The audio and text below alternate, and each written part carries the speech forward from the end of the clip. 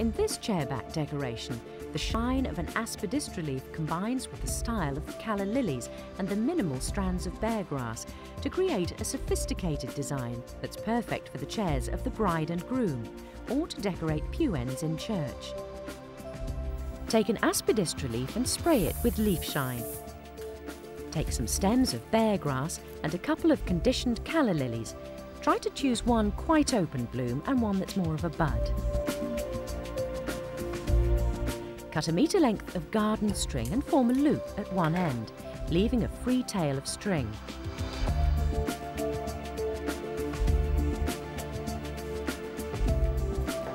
Cut a length of pot tape and stick it to your work surface.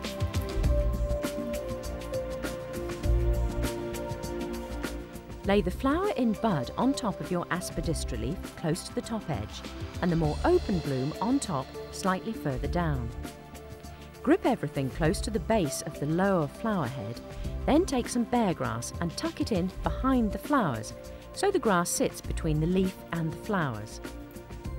Take a few more pieces of grass and loop these, add them in at the base of the flower.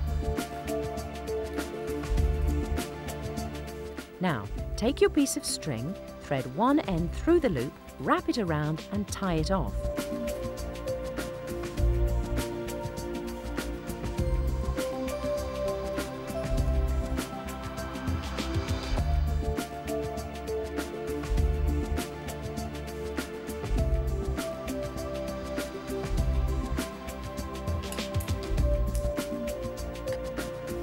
Cover the string with your piece of pot tape.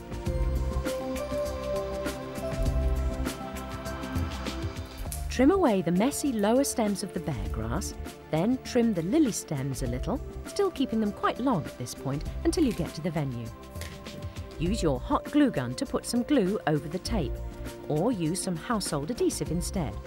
Then attach a piece of broad satin ribbon and wrap it around 2 or 3 times on top of the tape.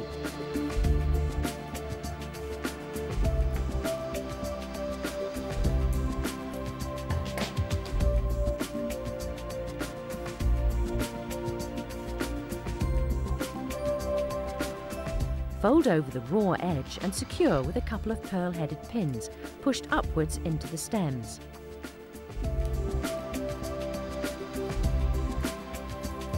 Keep the flowers in water until they're ready to be attached to the chair at the venue or to pew ends in the church.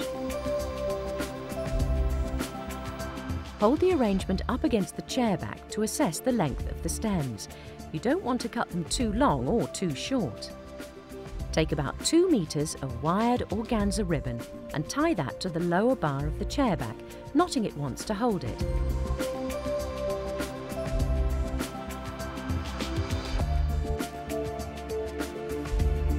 Then tie the arrangement in place, knotting the organza ribbon just below the ribbon on the stems to hold it securely.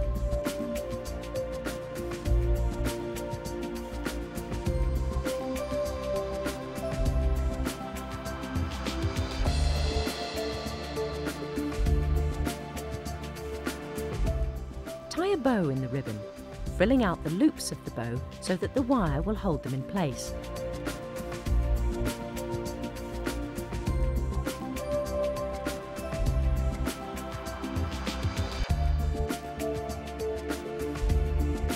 Scrunch it a little to add interest and scrunch the tails too.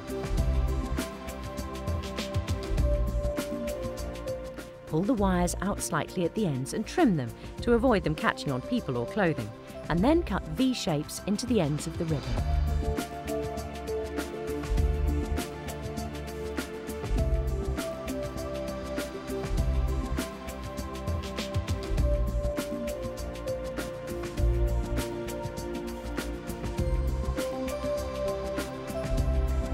Make final adjustments to the ribbon tails and bow.